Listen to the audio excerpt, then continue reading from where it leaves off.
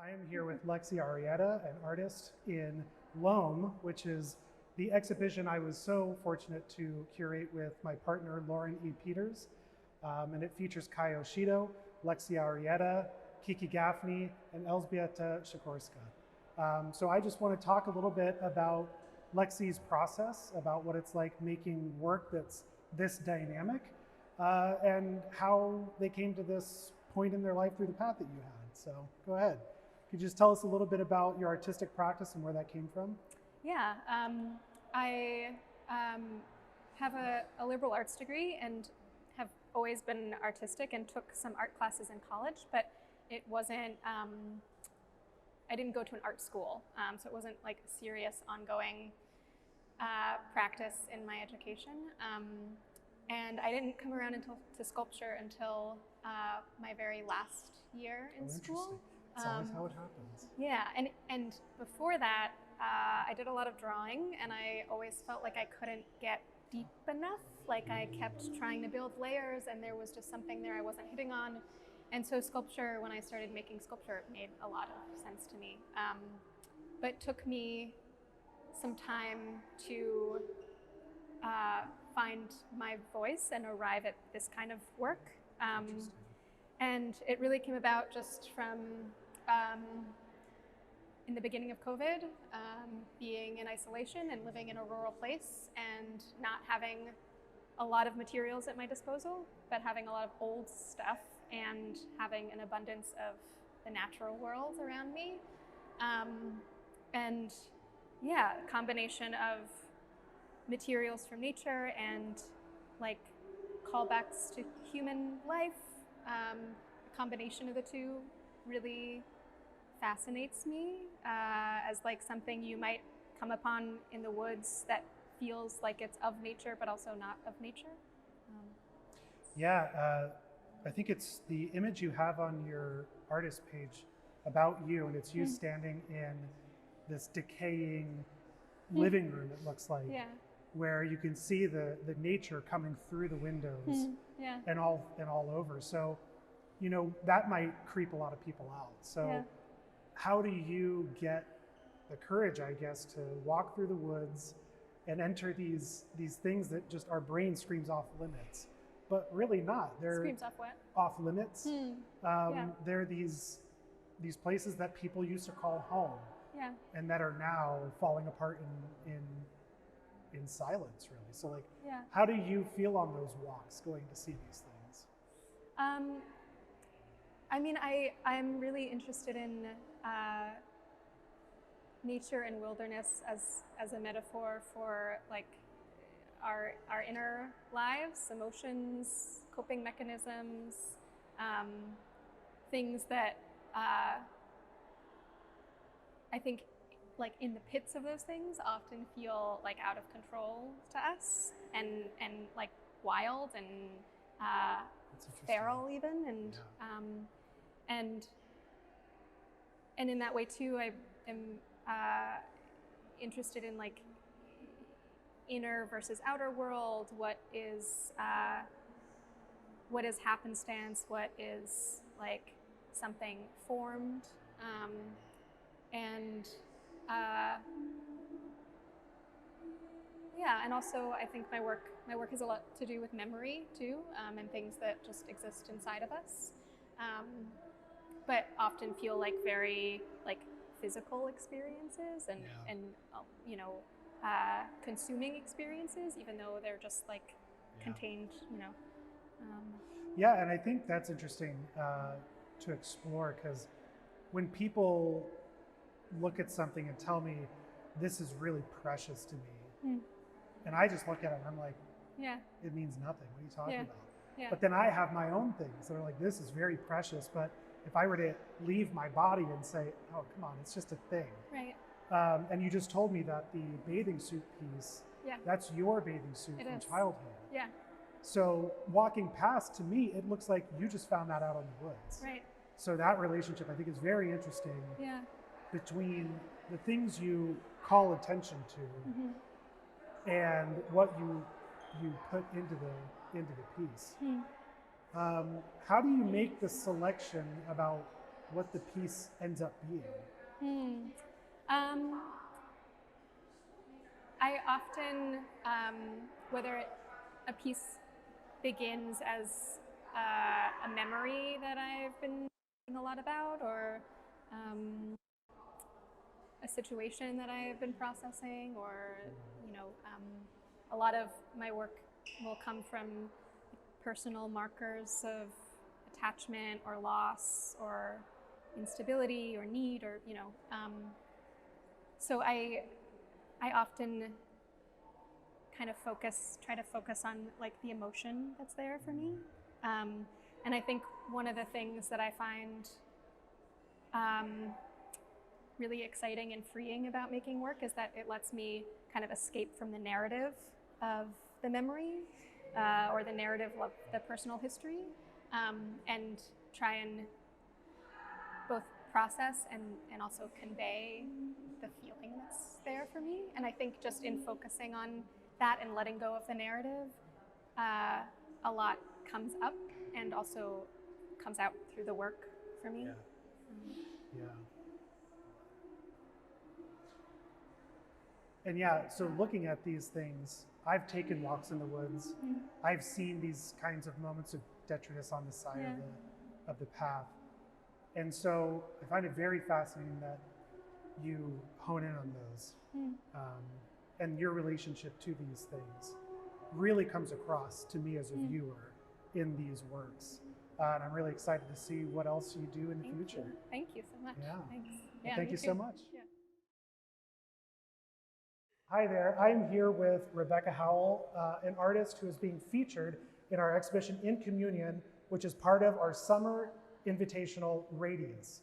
And Radius's theme is all about local and regional artists. So we drew a border, 250-mile circle around the museum. And anyone within that circle was invited to be on our ArtSource registry and part of this exhibition. And so we had our curator team, Chase Doherty and Zinzi Harley. So what I'd like to do is talk to you, Rebecca, just a little bit about your educational and work experience, and basically how you became an artist who is featured in this exhibition. I'm so excited to share. First, I want to thank the Delaware Contemporary and Chase and Zinzi and you and everybody here for being such gracious hosts and putting on a beautiful exhibition, this and all the other ones here. So I'm excited to be here in front of one of my pieces. So in addition to being a visual artist, I also work in museum education. So education's been pretty important in my life, and it's my job now. So I actually work as the manager of studio learning and creative engagement at the Delaware Art Museum here in Wilmington. Another great place to go. A good afternoon between the Delaware Contemporary and Del Art. And that means that I oversee their studio programs in addition to arts wellness programming in that space. I have been there for 13 years. 13 so, years. I haven't been any one place for 13 years. That's amazing. It's amazing. So I'm so happy to stay there. Excellent. But I didn't start off there after I finished my undergrad education. So I went to Savannah College of Art and Design in Savannah, Georgia, and I graduated in 2007, just right there for the Great Recession. Yep. A great time to graduate. And I actually started off my artistic career as a volunteer docent at the Telfair Museum of Art in Savannah, which was a great experience for museum education. I didn't even know that that was the plan at the time. And so I started off as a volunteer in a bunch of, other money-earning gigs. There was that one, which was really crucial to where I would head next. And then I worked for the college after that. I oversaw sales for their exhibitions department, which was another great hands-on experience within an educational setting because it's for a college. And then when I moved here to Delaware, I didn't have any sort of art-related job when I first moved here. And I, by a stroke of luck, ended up as the education assistant at the Delaware Art Museum. And from there, I was part-time, I was giving tours, I was, dressing up as a pirate to say, come visit us, and doing everything and anything. I'd happily do all those things still. But then I started working with artists and within the studio program there. So. Wow. So when you say it was a stroke of luck, what do you mean? That I was here, living here, and happened to see this job call, and I really love working there. I love the mission. I love the people that I work with. So I just feel really lucky to still be there. Yeah. Very great. So I'm interested, how do you balance a studio life with a professional education-based life at work? Well, I'm still figuring that out. I think of myself at this stage of my life, understanding that it has changed and it might change again in the future. I think of myself as a seasonal artist. I know that there are times, like the summer, where I'm not going to be spending a lot of time in the studio. And then I know there are times where my day job is a little less demanding, and I can hunker down and create that work and somehow live my life at the same time and be a mom and do all those things. So really what that looks like is understanding that there's these waves to my creative practice and appreciating that and embracing it instead of fighting it. Yeah, I don't think the ebb and flow is embraced a lot. Yes, you have to just understand that sometimes that's how it is. Yeah. And really my two jobs inform each other. So my studio practice informs my work in a museum education setting and vice versa. And so do you directly lead educational programming, or are you more of the behind the scenes Oh, I'm like a coordinator? paper pusher. Oh yeah, that's kind of how I am too. I get to work with people who are much more talented than myself in a teaching capacity. So I work with amazing instructors who do a great job, and I oversee the program. And every once in a while, I'll put on a teaching hat or something like that and go into the studio. But yeah, I'm a lot more administrative. All right. And big thinker. Well, on the administrative side, are there any plugs that you can give that's coming up in the next couple months? Oh my gosh, yes. So right now we have an artist in residence who actually happens to be a SCAD fellow alumni. Right. He's here in Wilmington right now with the Delaware Art Museum as an artist in residence, and he's creating art for the next 2 weeks at the Artomat at 7th and Washington. Oh yeah. And so there's some community days. People should go in there and create work with this amazing artist who has work in museum collections, including Del Art, and go out down there and meet him and make art with him and just check it out. So that's like right now, tonight, and Monday and Tuesday and the next week. Oh, well, you're missing it tonight. I know. You'll be there the next I'll day. be there Monday. So what I'd like to know from you as a museum educator, what do you think the biggest difference between formal, like school, and informal museum setting education is? So as somebody who works with primarily adult learners in the museum education setting, it's mostly adults taking studio classes, although of course there's plenty of children as well. But it's mostly adult in an academic setting as well. I think that the primary difference that I've seen is motivation for being there.